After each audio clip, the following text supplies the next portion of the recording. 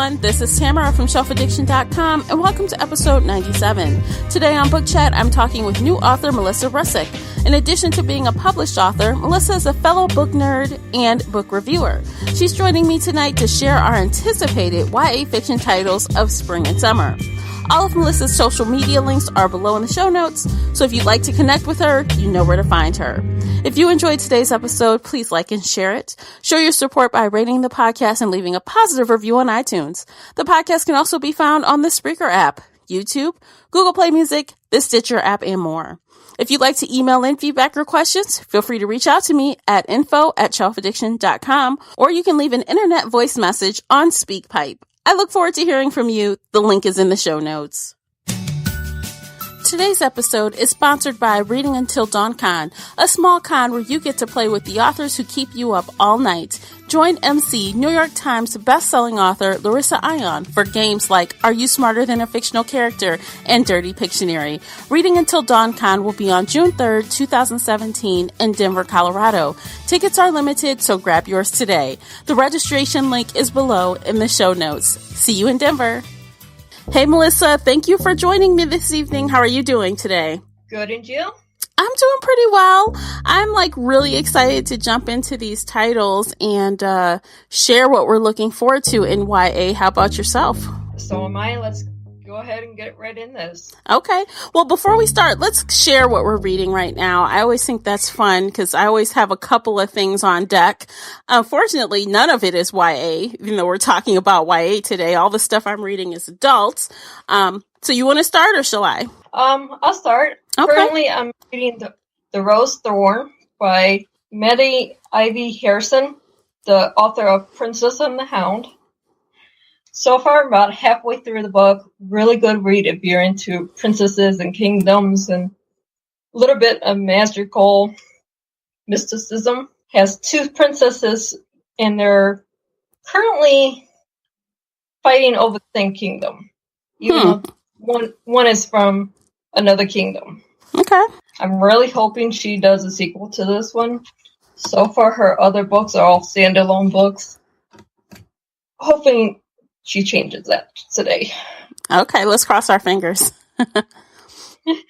I'll start with the most popular book, probably, which would be The Chosen by J.R. Ward. It's been out almost a month now, I think, and I am 90% done with it, and I'm loving it. It's the 15th, or I think it's the 15th, so don't quote me, I might be wrong. The 15th book in the Black Dagger Brotherhood series.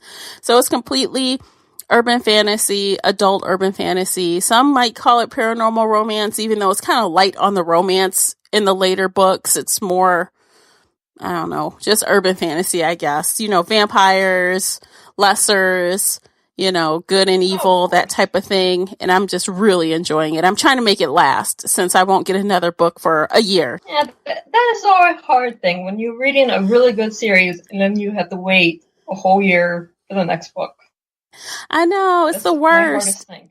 Yeah, I've actually been making this book last for 2 weeks. I'll just read a little bit here and a little bit there and save it for later because I'm in no hurry to rush through it, Right. That's how I was the first time I read Anne Bishop's The Black Jewels. Mm-hmm. The first book came out, and it took me, a week to finish it. Then I was like, wait, I have to wait a year. So I went back, and I think within that year, I read the first book 3 or 4 times. Mm-hmm. Well, I guess that's cool with the first book. I can't do that with 14 previous books. Well, I could, but then I couldn't read anything else probably. So what else are you reading? Any audiobooks or do you?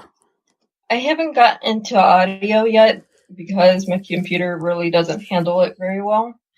However, I am getting ready, just did read Urban Fantasy, The Raging Falcon. Mm-hmm. It's the first of a new author. Very good. If you're looking for post-apocalypse, trying to come back to our past to save the future. Oh, okay. So it's kind of time travel? It is, but there's a little bit of not just time travel, but a little bit of magic involved. Just I like that. That's an interesting mix. Yeah, and it's not my normal genre to read, but I was like, hey, what the heck is new author? I'm always excited to see what's new coming out. Mm-hmm. For sure. Well, I just started this book. It is called Once Bitten by Heather McCorkle. It's the first book in the Wolves of Hemlock Hollow series. I'm not sure if it's going to be a trilogy or a series, but it's, all the things you kind of expect from urban fantasy. Werewolves this time, not vampires. So werewolves. So that's kind of change of pace a little bit, but it's still my wheelhouse. And, it's brand new. I think it just came out April 24th, so it hasn't been out for long. And I'm enjoying it so far, but I'm pretty early in. I literally started it like yesterday, so we'll see how it goes. I want to hear a review when you're done with it, because I'm leaning toward do I want to or do I not? I'm on the fence with that one. Oh, okay. I'll let you know. Good, but at the same time, my daughter loves the werewolves and vampires, so sometimes we trade books. Ah, okay. Well, I gotta tell you, the cover art is really interesting. They have a hot guy on the front, as expected with these kind of books. So, of course, yeah. You can't sell a good book without a hot guy. If it's not on the cover, it has to be somewhere in the book. Oh yeah, for sure. Well, Heather McCorkle's got it down. She's got someone hot on the cover, so it's all good. So I just have one more for what I'm currently listening to. I have 2 to 3 on deck at all times, and this one's an audiobook, and it's For 100 Days by Laura Adrian. It's actually a really change of pace from the things I was just mentioning. This is a contemporary romance / some might say it was borderline erotica. I don't know. I'm about 60% in, and it's a little spicy. So if you're going to listen to it on audio, definitely have the headphones handy. You don't want to embarrass yourself. But other than that, it's all good. If you know Laura Adrian, she does the Midnight Breed series, which is paranormal. So she's definitely taking a deviation with this series, but it's pretty good. We'll look forward to hearing about it. Yeah. The topic for today, you guys, we're going to talk about our highly anticipated spring and summer. It's really late spring now. Spring and summer YA titles. So, Melissa has some and I have some, and we'll just jump in. Melissa, why don't you kick it off with your first pick? My first pick would be The Flames and the Mist by Renee. I'm horrible with her last name. I'm sorry. So I'm probably going to butcher it. It looks like a day to me. I don't know if that's right. That's what I'm thinking. It's a retelling of retells within one story. It's Middle Eastern, which is not my normal wheelhouse to read, but she has a perfect blend of romance, magic, and just everything else inside of the retellings. You said it was how many in one? How many retellings? 3. Huh. Now, I did see that, and I tagged it on my side as well, but I didn't realize it was 3 retellings in one. So is it like 3 separate stories, or are they interwoven? No. She blends everything perfectly, where sometimes the character is telling of one of the stories that's retold, and sometimes they're stories through their actions, but she blends them seamlessly. So I knew that one of them, I guess, would be, I guess it's centered around samurai in Japanese mythology. But, I guess it's kind of like a Mulan retelling, I hear. So what are the other ones? Unfortunately, I won't know until I get through the book. Did you know the Mulan part, though? Yes, I did. Okay, I think that's what she's toting it as, because I actually have read another book by her. Did you read The Wrath and the Dawn? She was really well known for that. I did. Did you read The Rose and the Dagger? It's the follow-up. If you haven't read it, you have to read that one just to get the complete story. Okay. Because, if I'm really honest, I did not love The Wrath and the Dawn. I thought it was good. I thought it was, as expected, but I didn't just fall all over in love with it. So I didn't read the second one because of that. So you're saying it's definitely worth it, though, to check out the second one? Yes, the second one is better. However, the ending feels rushed. There needs to be one more chapter maybe 2. Mm. That's the only thing I don't like about the book. Mm-hmm. It's much better than first. Well, that's good to know. All right, so my first one is Roar, which is the first in the Stormheart. I guess it's trilogy series. I hate to say if it's a trilogy or a series because I never know at first. But this is by Cora Carmack, and everyone kind of knows her for some popular YA titles. And this is again in my favorite thing, which is fantasy. So I'm definitely looking forward to this. It comes out June 30th, but the early reviews are pretty good, so I'm excited about it. Very interesting.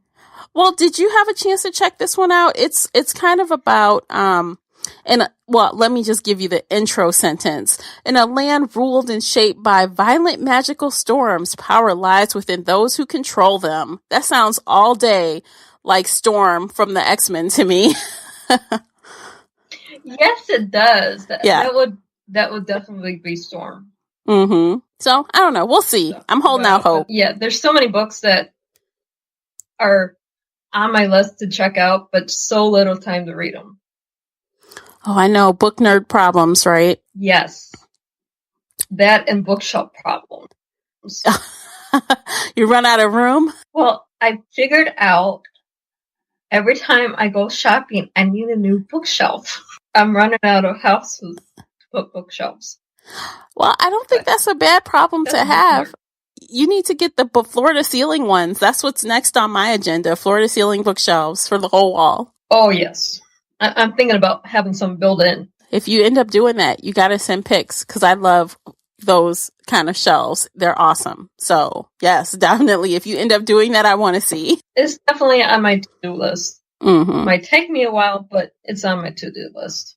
Awesome. Okay, so what's next on your list for the YA titles? Noble Servant by Melanie Dickerson is a retelling of the Goose Girl. A few years ago, Shannon Hill did the Goose Girl series, follows the princess who talks to geese. Okay. Her retelling does a lot more. It's marketed as YA, but it leans more toward adult, just from the way she describes her characters and some of the innuendos that she puts in there.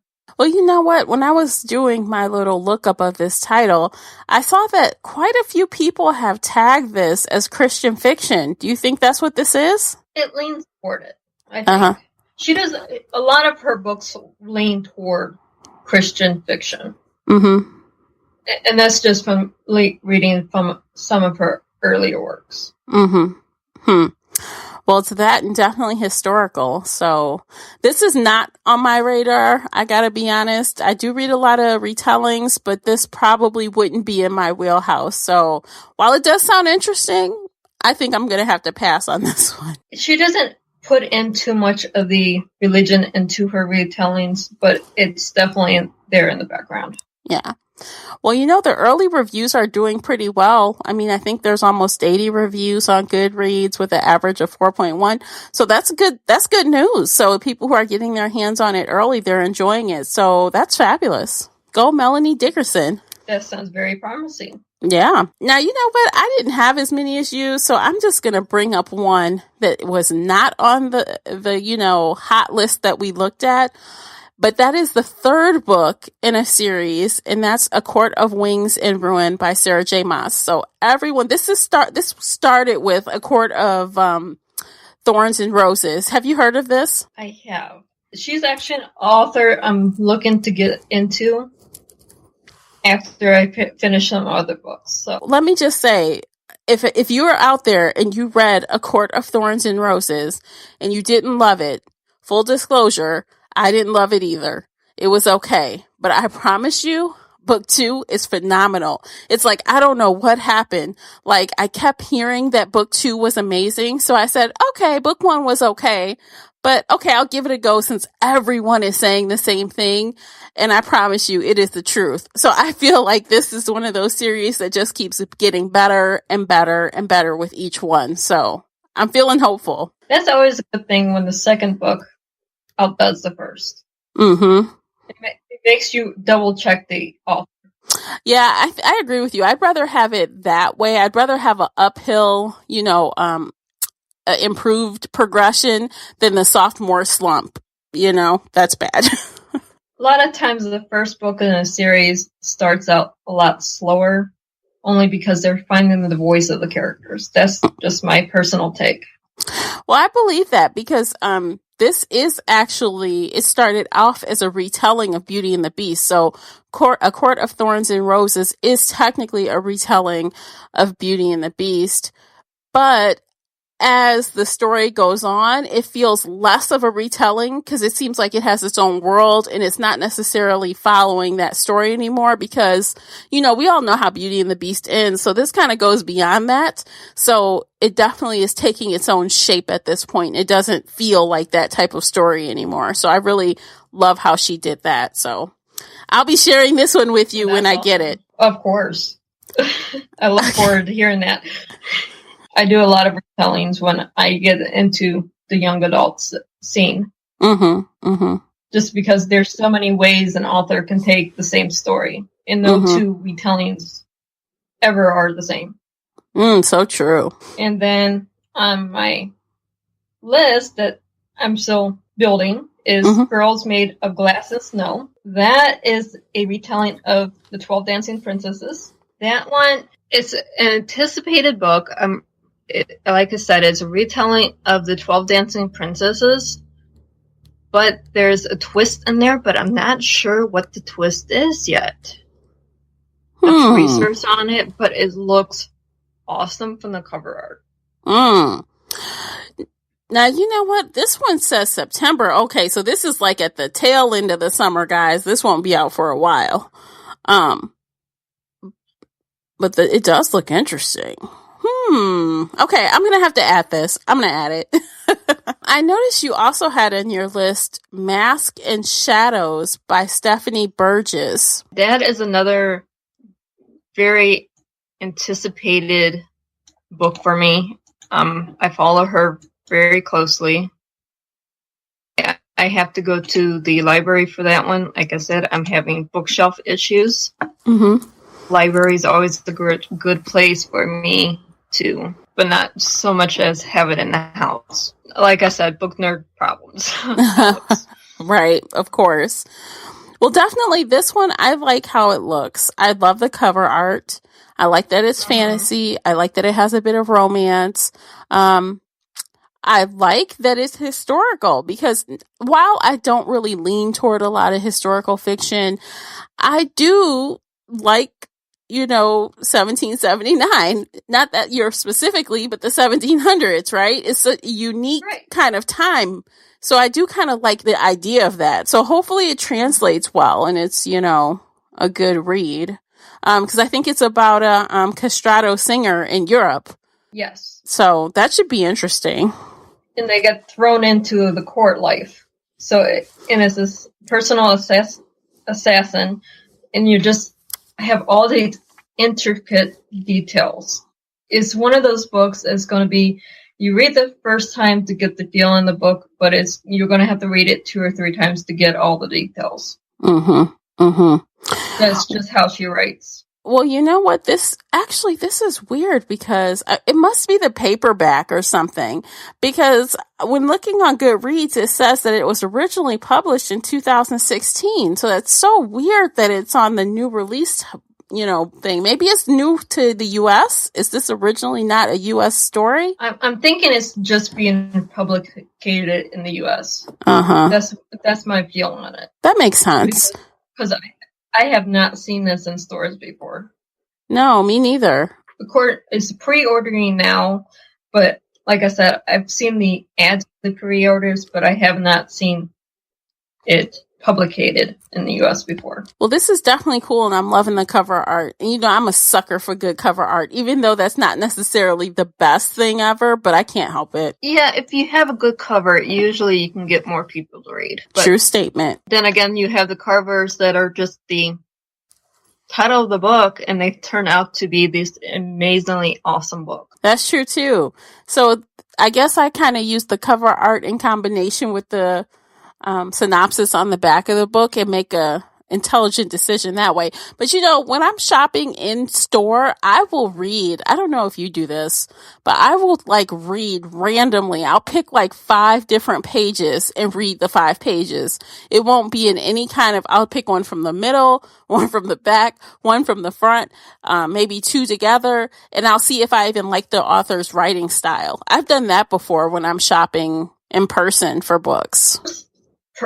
Personally, when I'm shopping in a bookstore, I read the first chapter.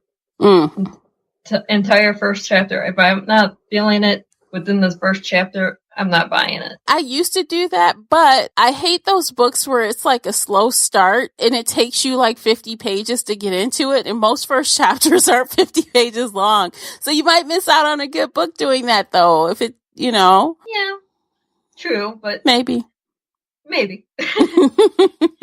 Awesome. So I know you had one more on your list for 2017, and that was The Black Witch. Tell me a little bit about that one. Okay, that's Lori Forst. It's a turn of the century, strong female character, a lot of mysticism. However, it's not getting a lot of good reads, which I don't understand, but I would still have to read it. Honestly, it's on Harlequin Teen. Harlequin Teen, they usually do pretty well. But I've got to say, with 1,000 ratings, the average is 1.9 on Goodreads, and that is shocking. That's surprising. Yeah. Very, very, very. But then again, this is the first book in the series or trilogy. I'm not sure which way she's taking this book.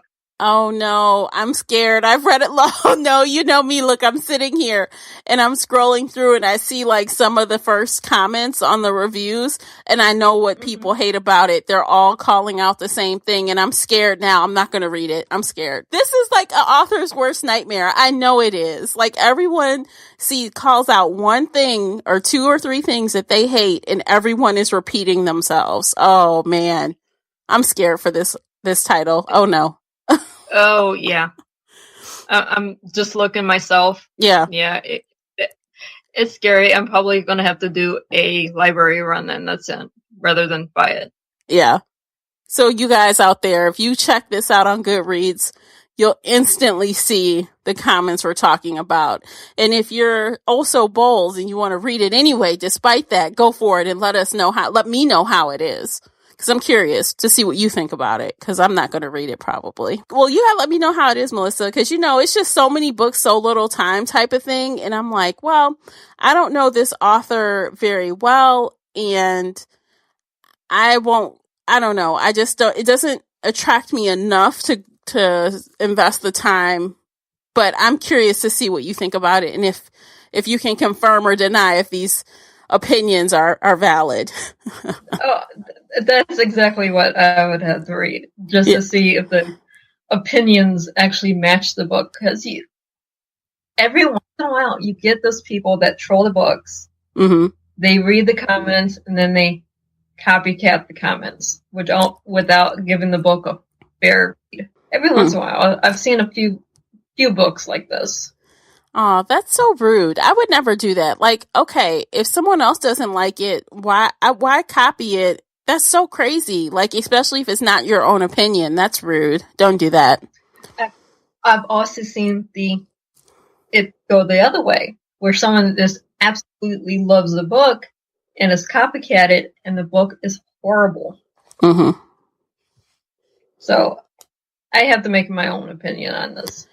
Yeah. Well, definitely let me know. I'm curious. But you guys that put reviews out there, definitely don't copycat reviews. Please. Please, for those of us that actually read reviews, keep it real. If it's bad, tell me. But if it's good, tell me. Don't copycat someone else's opinions. Form your own, right? Oh, of course. I actually hate this copycat be almost verbatim. I would love to have a normal thought with a review. Mm-hmm. As a book reviewer, I find that offensive to see, so don't do it. Just don't do it. Form your own opinion and word it as such. So, All right, so let's see. Is there anything else before we close this out for the evening? I know we kept it short and sweet, but if you have another 2017, I guess this would be a great time to mull it over before we end for the night. I really need to get to my local bookstore and go through, see what's coming out from what Barnes & Noble say is coming out from a new release to what other people are saying. Hey, read this. Yeah, I know. As a blogger, I do feel like I hear lots of hype on titles, through social media, through other blogger friends, and just Goodreads and everything. But I gotta be honest, I have not heard, other than the one that I mentioned by Sarah J. Maas, I haven't heard any one or two titles that people have really been, talking about and getting excited about for this season. I don't know why. It's unusual. Usually there's a handful of books that everyone is talking about, and I seem to have missed that this season. It's very odd on where I'm at as well. There's just no one's reading the same thing, or there's a disconnect between what's coming out and what readers are looking for. Mm-hmm. I don't know why, but somewhere, somehow there's a disconnect, I feel. Yeah. I think it's partially because I feel like YA kind of goes in peaks and valleys. Like everyone is about it and everyone is reading it, or nobody is reading it. Because I've heard tons about adult books. We can talk about that next time. I have lots of adult books on my roster for spring and summer. It's just weird. I agree. You have a lot of teenagers too. They're into everything else but reading during the spring and summer months. You have so much going on just for their age group, where fall and winter, everyone's cooped up inside. So, of course, they're going to read more. Right. That's true. You guys out there, if you have any spring or summer recommendations for us for the young adult genre, please let us know. Comment below or find us on Twitter.